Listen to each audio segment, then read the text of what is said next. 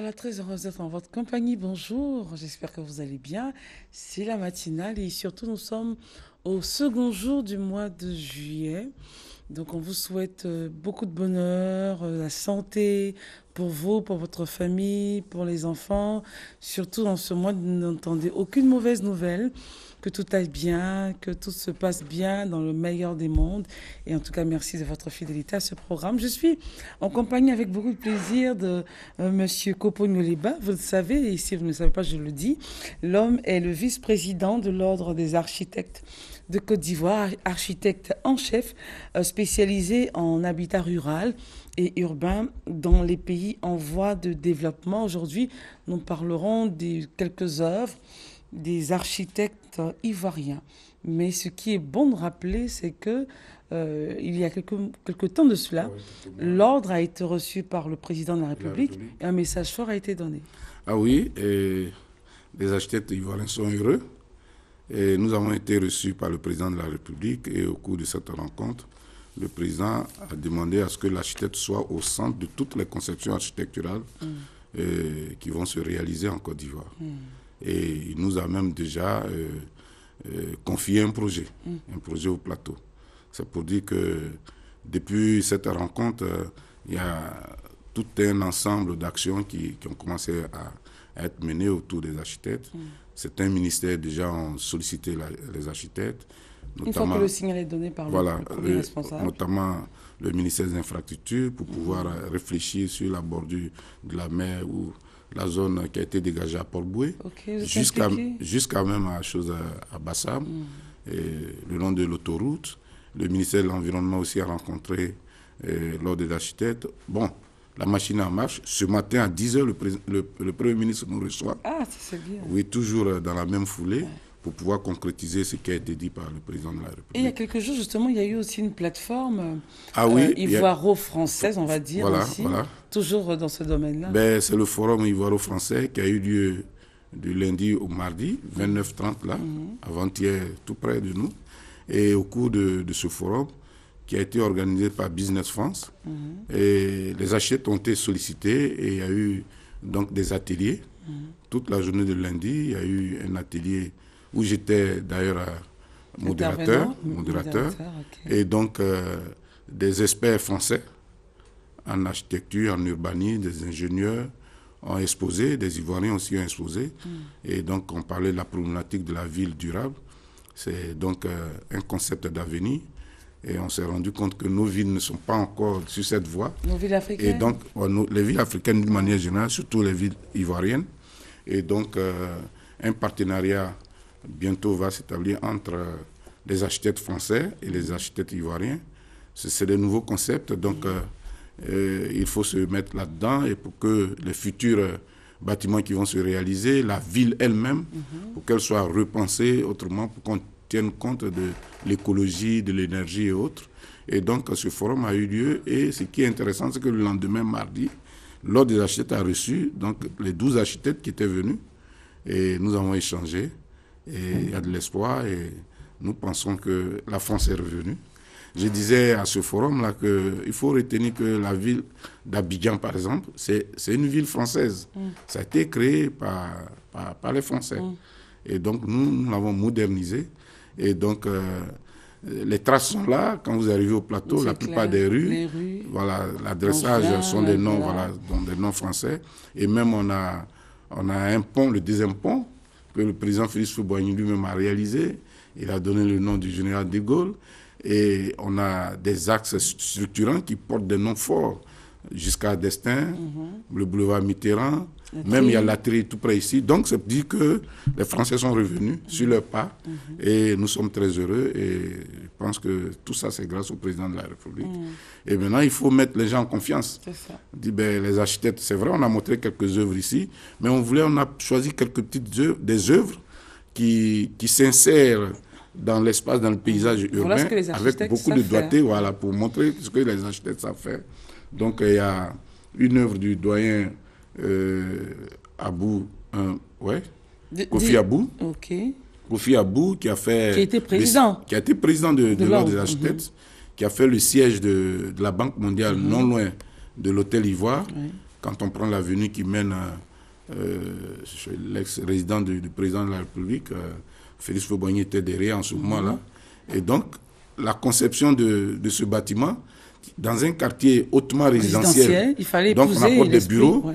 Et l'architecte a réfléchi et il a tenu compte donc de l'environnement et il a sorti un bâtiment discret, mais qui, par son architecture, s'impose.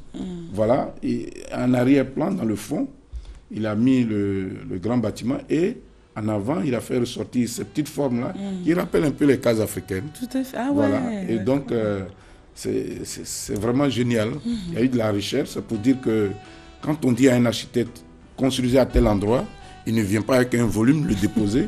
Il s'inspire de l'environnement. Voilà, il tient compte de l'environnement. Vous voyez comment c'est discret quand on est en voiture. Voilà, et la grille laisse passer le regard.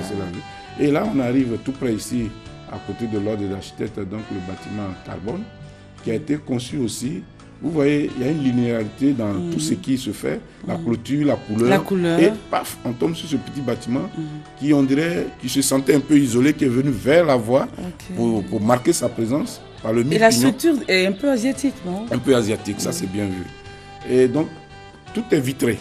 Et comme tout est vitré, puis c'est étroit, il faut laisser passer un peu le regard. Mais la vitre capte beaucoup les rayons solaires, donc d'où les brise soleil. Et ça donne un cachet particulier. Et la verdure qui a La verdure, voilà. En principe, les plantes là bien arrosées devaient descendre le long de tous ces éléments-là. Et ça, c'était fait par Kofi Diabaté. Kofi Diabaté. Voilà. Donc, pour ceux qui viennent à peine de nous prendre en marche, nous sommes en train de parler de certaines œuvres, des architectes ivoiriens. Voilà. Et là, c'est une agence d'une banque qui est dans un quartier résidentiel, mais avec du collectif, des bâtiments en hauteur, tout ça. Et donc, ce bâtiment, se sentant petit, donc l'architecte a fait ressortir une architecture un peu, il dit c'est la forme d'une casquette. Quand un homme s'habille, qu'il met une casquette, tout de suite on sent la présence de la casquette. Donc cette architecture a été faite là aussi. Thierry... Et là, c'est un des jeunes architectes, Thierry Dogo, qui est sur la rue de... Comme on va revenir de toute façon, sur la rue des Jardins. Et dans un, je ne sais pas moi, un certain nombre de bâtiments qui ont été construits, il est venu et il a sorti une note architecturale contemporaine. Et c'est une bijouterie, tout ça. Donc le regard, il a fixé le regard du passant avec une architecture un peu particulière. On va revenir là-dessus. Ça, c'est un centre commercial, la mine Diouf, vers la Riviera 3.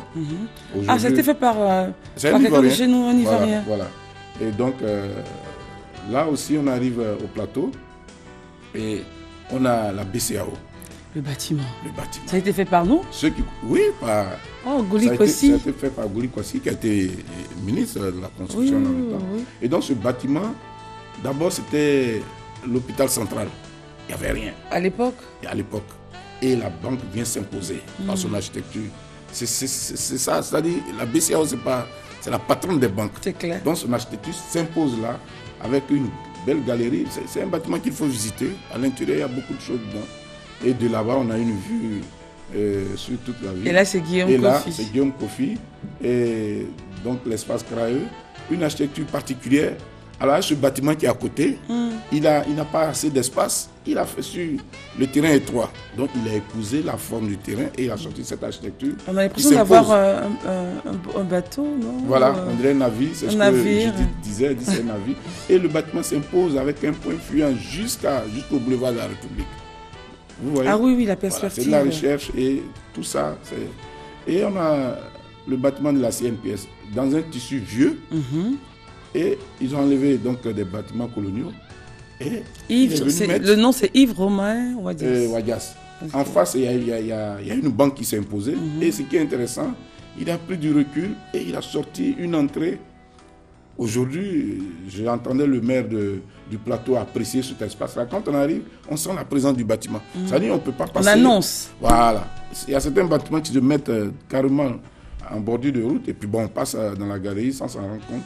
Et au-dessus, bon, il a les travaux continuent? Non, c'est fini. Okay. Là, à cette époque-là? Voilà, okay. À cette époque-là. Mais nous sommes montés parce que là-haut, il a fait un truc panoramique, un restaurant avec un jardin. Et c'est en plein milieu du bâtiment, ça. Wow. Des différents bâtiments. On n'a pas idée lorsqu'on est dehors, en fait. Voilà. Dehors, on ne voit pas, mais à l'intérieur, et pour celui qui travaille, de temps en temps, quand il est fatigué, peut se mettre il fait reposer un peu ses yeux avec les ordinateurs qui fatiguent un peu les yeux. Donc, il a créé une fontaine. Et de là-bas, voilà ce qu'on voit à Treichville. Et la fontaine a été mise en... Voilà. C'est l'eau, c'est le... C'est-à-dire la capacité, la qualité en Côte d'Ivoire. Voilà. Les architectes peuvent faire localement des choses, mais adapter aux réalités, au terrain, tout ça, la conception peut tenir compte de beaucoup de choses. Et on arrive à Treichville, c'est encore le doyen Kofi Abou qui a construit pour une société maritime et qui s'est inspiré d'un navire. Les hublots, par-ci, par-là. Vous voyez, la conception architecturale tient compte. Les balustrades. Voilà, tout. Voilà. Beau, et là ça. aussi, c'est le patronat, c'est la présidente Yolande. J'ai voulu montrer ça la nuit parce que ça donne une autre allure. Vous voyez un peu la nuit. C'est Yolande Doucouré qui... Voilà, Yolande Doucouré, la présidente de l'Ordre des architectes. Et l'éclairage, vous voyez le volume, on sent... Oh, c'est trop beau. Ah voilà, le soir en rentrant, un petit coup d'œil. Ah oui, c'est fait exprès là, les baies vitrées. Ah oui, c'est fait exprès, mais c'est bien étudié. C'est ça la qualité architecturale. C'est la conception, c'est des recherches qu'on fait. On ne prend pas une caisse, la perforer, et puis bon, dire qu'on a fait de l'architecture. Voilà. C'est pour dire que le président nous a fait confiance. Voilà, c'est pas la soudure. Voilà. Et après ça, elle a même fait, voilà, c'est l'ambassade de la Côte d'Ivoire au Burkina. Vous voyez la recherche. Là-bas, la terre est très rouge. Elle a fait une conception, vous voyez, on dirait le tabouret. À quand, tout ça, puis la couleur, les richesses, les vitres ne sont pas exagérées parce qu'il fait très chaud là-bas. Et donc, on a de la matière. Voilà. Donc, le président n'a pas eu tort de nous faire confiance. Et il faudrait donc que... Au maître d'ouvrage de nous faire confiance. Voilà. Et que la réalité... Et nous sommes allés... Il y a eu Gadou Benoît, qui est le premier vice-président de l'Ordre des architectes, parce que moi je suis le deuxième vice-président, qui a fait un bâtiment, un petit collectif, mais avec de la recherche. Vous voyez comment on appelle, les balcons. D'abord, il a joué sur les couleurs. Vous voyez un peu l'escalier. Il y a certains balcons qui rentrent sur les flancs et il ressort ici. Et il y a une entrée qui se fait par le bas et avec des toitures qui rappelle un peu la case africaine. Mais et vous allez voir par l'arrière ce qu'il a fait. Généralement, qu'est-ce que les gens font ici? Quand vous arrivez en face de la salle Solibra, il y a des bâtiments qui sont là, qui ont été travaillés en façade, mais quand vous arrivez à l'arrière, il n'y a rien. Et là, c'est l'arrière. C'est l'arrière. Donc, on a le temps de respirer là. Achevée, voilà. La maison, enfin, les habitants sont heureux parce qu'il y a de l'air par devant. Partout, et puis, voilà. Il n'a pas occupé tout l'espace et il y a eu de la recherche. Et là, c'est Adou Beignet, c'est dans la zone de, comment on appelle, Danga, quand on vient du plateau. Mais c'est une zone où on ne pouvait jamais réfléchir, on ne pouvait jamais penser qu'on pouvait construire un tel bâtiment-là. Et qu'est-ce qu'il a fait? C'est une rue très passante. Il a mis le bâtiment dans le fond. Il a fait une entrée avec des dénivelés, avec un sous-sol, mais discret. C'est trop beau. Vous voyez, c'est de la recherche. Et comment il s'appelle? Adou Beignet. Adou Beignet, le petit bâtiment qui est à côté, fait face à l'intérieur. Et puis bon, mais pourquoi l'utilisation justement des couleurs, ces couleurs-là? Pourquoi les couleurs terre? Ah ben, c'est voulu, on est dans une zone un peu verte. C'est un peu creux. Et puis ce sont des couleurs qui vont avec l'espace vert, qui vont avec les plantes. Voilà. C'est un choix qu'il a fait. Et les couleurs ne sont pas choisies au hasard. C'est pas agressif. On a envie de regarder. Il y a un jeu de couleurs. Les balcons sont identifiés par rapport au bâtiment lui-même. Et l'entrée aussi est discrète. C'est trop beau, ça. ce bâtiment. Voilà. Et une architecture, ça s'explique, ça s'interprète. C'est une œuvre d'art. On ne vient pas regarder où il habite, parce qu'on n'a même pas envie de regarder. Là, on a envie de s'arrêter. De voir. Mais c'est beau. Quand vous passez, il y a un ami qui me dit, mais je suis passé là pour la première fois quand j'ai vu, je suis revenu. Parce qu'il avait quelque chose à voir. Il a garé. Il a dit, là, il y a eu de la recherche. C'est un architecte ivoirien. Et ils peuvent faire des choses extraordinaires. Il suffit simplement de les intégrer au projet de développement. Voilà. Et même les architectes français qui sont venus, ils vont s'appuyer sur nous. C'est-à-dire, ce n'est plus, comme la présidente aime bien le dire, les architectes ivoiriens ne sont pas des boîtes aux lettres. C'est-à-dire, souvent, les gens viennent, ils font leur projet, et puis bon, pour faire le permis de construire, on prend le nom de l'architecte ivoirien. Mais aujourd'hui, c'est un partenariat qui va se créer, et les conceptions vont se faire 2 cabinets vont se mettre ensemble, 3 cabinets, et puis bon, on fait des projets futuristes sur la ville d'Abidjan. Et ce jour-là, du forum, le maire du plateau a présenté le projet du plateau. Il a un grand projet. Vous avez bien parlé du maire du plateau à chaque fois que vous intervenez. Il nous l'a démontré le lundi. Hein. Il a exposé. Il était là lors du forum. Lui-même, il a exposé. C'est lui qui a présenté son projet. Il le maîtrise tellement. C'est une réalité. Hein. Le maire de Songon aussi a présenté. Songon. Oui. Le maire de Songon a présenté un peu sa petite commune. Le maire de Boaké a parlé un peu de... donc les collectivités étaient représentées. Voilà, étaient représentées. Non, mais c'était bien, c'était riche. Et donc, au plateau, il y a de la matière. Voilà, pourquoi vous avez toujours parlé du maire du plateau, le maire du plateau, pourquoi? Il travaille. Et nous, on aime ça. Il est en train de remodeler le plateau. Déjà, il a un grand projet et il est en train de connecter, je dis, les petits espaces. Les trottoirs sont en train d'être repris. Il a créé un espace qu'il appelle l'espace Chardy par rapport à l'avenue Chardy, avec le petit pont qui est devenu un mobilier urbain par sa qualité architecturale et puis les couleurs qui ont été faites là, avec les jardins qu'il a fait ressortir. Et aujourd'hui, de l'autre côté, du côté des bateaux-bus, côté la gare de Soutra, il est en train de remodeler encore l'espace. Et là, il faut en parler. Il faut que les autres le fassent aussi. Voilà. Justement, en parlant des autres, j'aimerais connaître un peu le rôle des collectivités dans ce développement que vous avez, du moins de cette montée, de cette avancée que vous avez. Parce que la ville, évidemment, elle est près de nous. Oui. Et la ville est gérée par des responsables, les maires. Donc, collaboration, l'ordre et les collectivités, ça fonctionne bien? Est-ce que vous êtes approché? Parce que là, tout à l'heure, je m'excuse, dans votre propos préliminaire, vous disiez tel ministère, mais rarement les mairies. Non, les mairies... non, c'est-à-dire qu'aujourd'hui, le maire est en train de prendre sa place. Le maire, d'une manière générale, hein, que ce soit maire X, Y, les maires sont en train de prendre leur place. La preuve, le maire de Trècheville a reçu l'ordre des architectes pour parler du projet de rénovation. Il n'y a même pas longtemps, il doit avoir peut-être 3 semaines ou 1 mois. Et donc, pour parler du projet de rénovation de Trècheville. Vous savez, Trècheville occupe un espace qui n'est pas discret. Quand on sort du plateau, c'est Trècheville. C'est vrai que la façade lagunaire a été remodelée. Il y a quelques bâtiments qui font un trompe-l'œil quand on est là. Mais dès que vous rentrez dans Trècheville, vous retrouvez l'ancienne Trècheville et il y a un besoin réel. Donc, le maire a demandé à ce que les architectes viennent et pour qu'ils puissent échanger. Donc, les idées sont en train d'être, disons, on les met en place pour pouvoir chercher des partenariats. D'ailleurs, la présidente de l'Ordre des architectes a parlé de cette rencontre-là et elle a essayé de voir avec les architectes français qui sont venus pour voir comment, par exemple, le quartier Biafra, où les gens ont été dédommagés il y a longtemps, parce que les Américains devaient faire un quartier chic là dans le temps, et puis on a connu la crise. Oui, et donc le maire veut reprendre ce quartier-là pour pouvoir créer une vue vraiment linéaire quand on sort du plateau, qu'on a toutes ces tours de la CIE Sodeci avec le palais de la culture, tout ça, et de l'autre côté du pont, paf, l'œil s'arrête. Donc tout ça. Il y a une prise de conscience. Même le maire de Cocody avait reçu en son temps les architectes. Et il a demandé aussi à travailler avec les architectes. Et donc, je pense que tout le monde va le faire. Parce que du mouvement, là, Cocody, voilà. Oui, le maire a commencé à faire des travaux. Voilà, oui. Sainte-Marie Voilà. Donc, ça veut dire qu'il faut que le maire prenne sa place. La commune est à lui d'abord. Voilà, et à Djamé? Bon, à Djamé, pour le moment, on n'a pas... Bon, Adjamé, c'est quand même difficile. Qu'est-ce qu'il faut à Adjamé? C'est un plan Marshall qu'il faut pour Adjamé? Bon, Adjamé, il faut faire la rénovation.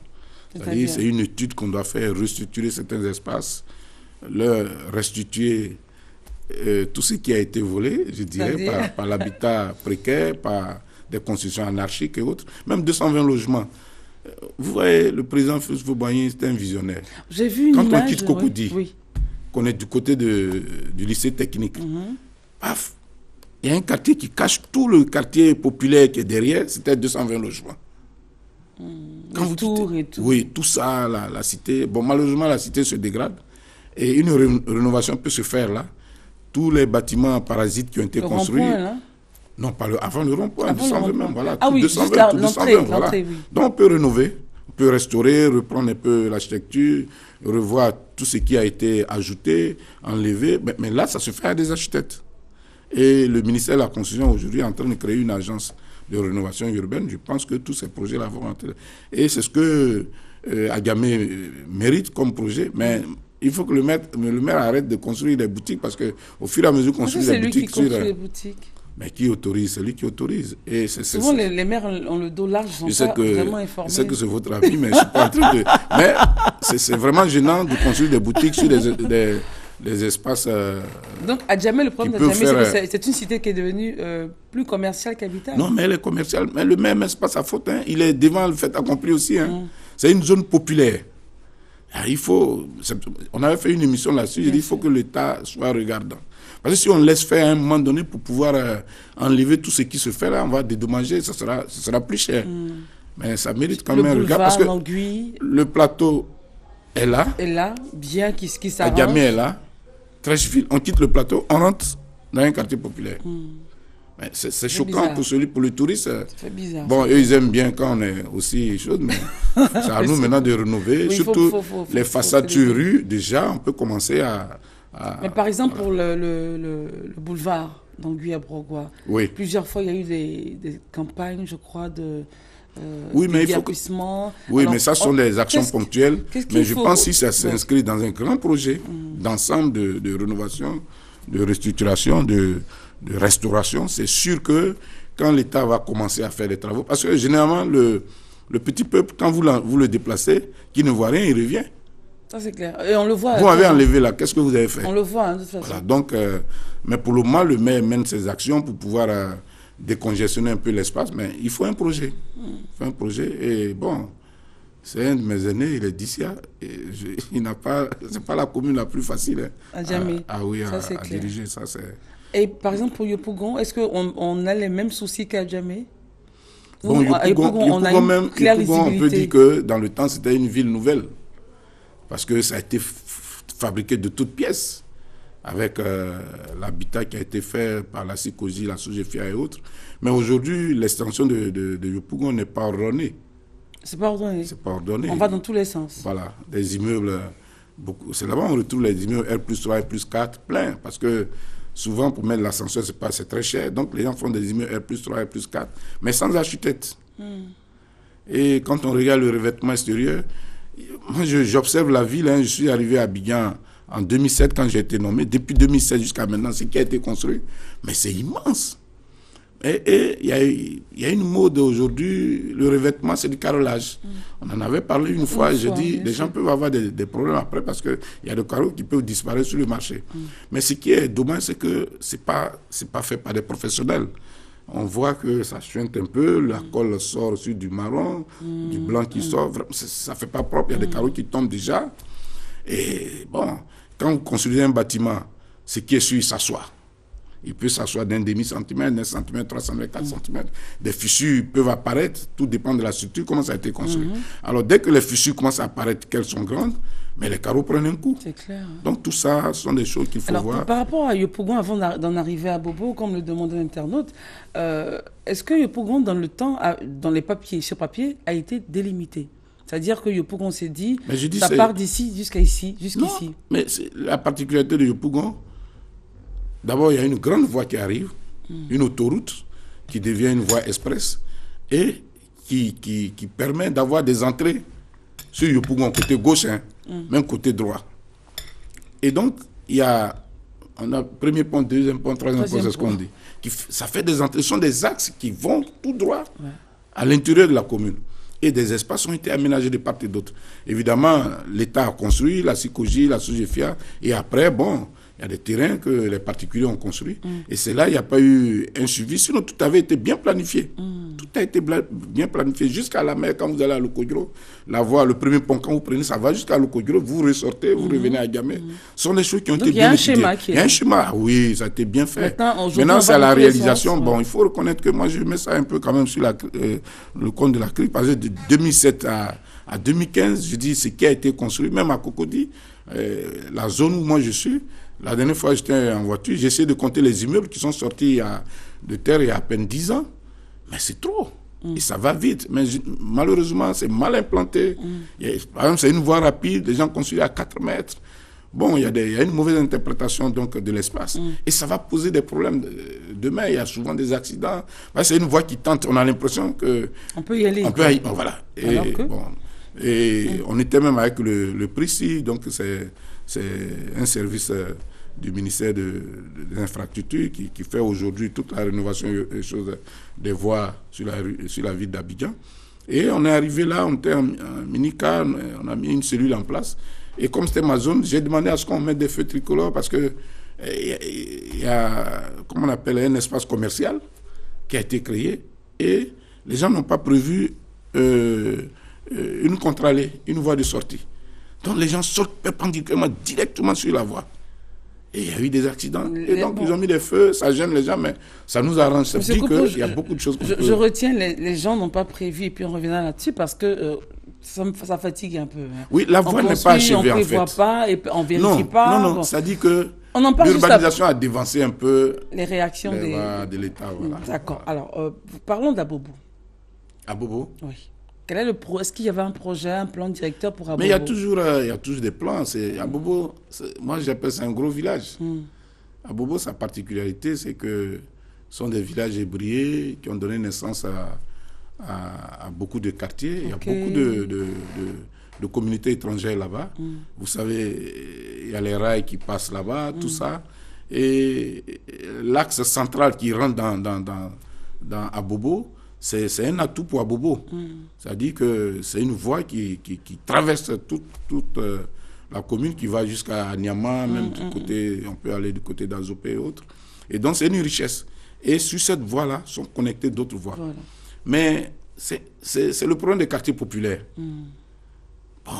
Est-ce qu'il n'y a pas de projet justement pour les quartiers dits populaires? Pour qu'ils soient quand même bien structurés, on peut être... Il y a des plans de lotissement, il y a des plans de détail qui ont été faits au départ, mais après les extensions, bon, ce sont des juxtapositions de lotissement qui ont fait que... Donc après, on a fait comme on voulait. Voilà. Et il n'y a pas de contrôle aussi. Voilà. Mais là-bas, il faut que le maire soit vigilant, il a du boulot. Là-bas aussi, il faut faire de la rénovation. Il y a du boulot et les gens construisent, ce sont des maîtres d'ouvrage d'un certain niveau.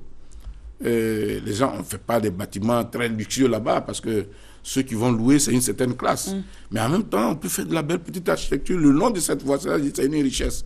Tout ce qui se construit le long de cette voie, pour quelqu'un qui est de passage, si c'est bien fait, et puis le marché qui est là, et s'il est bien placé, il est en face de la mairie, souvent il y a du monde, il y a un embouteillage. Est-ce qu'il ne faut pas réfléchir pour le déplacer?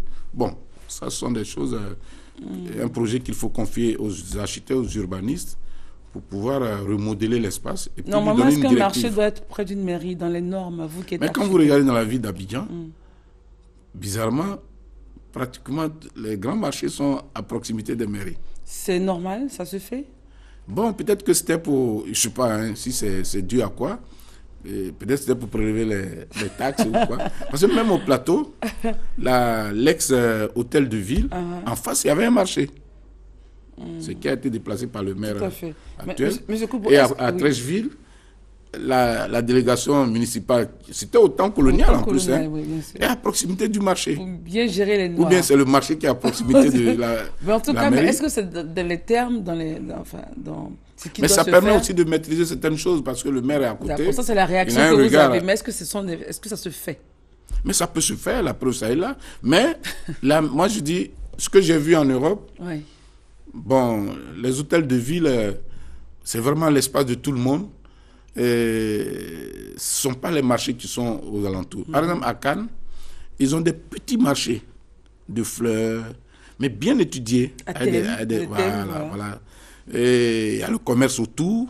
Mais la mairie est toujours au centre de la ville, au cœur de la ville. Or, le cœur de la ville, c'est la zone attractive, donc où les gens vont. Donc, le marché se développe d'abord avant que la ville ne se... Voilà, et nous, c'est le moment pour nous de vous balancer la pub. Restez en notre compagnie à suivre tout à l'heure ce qui se passe concrètement à la Palmeraie avec M. Koupo. À tout à l'heure.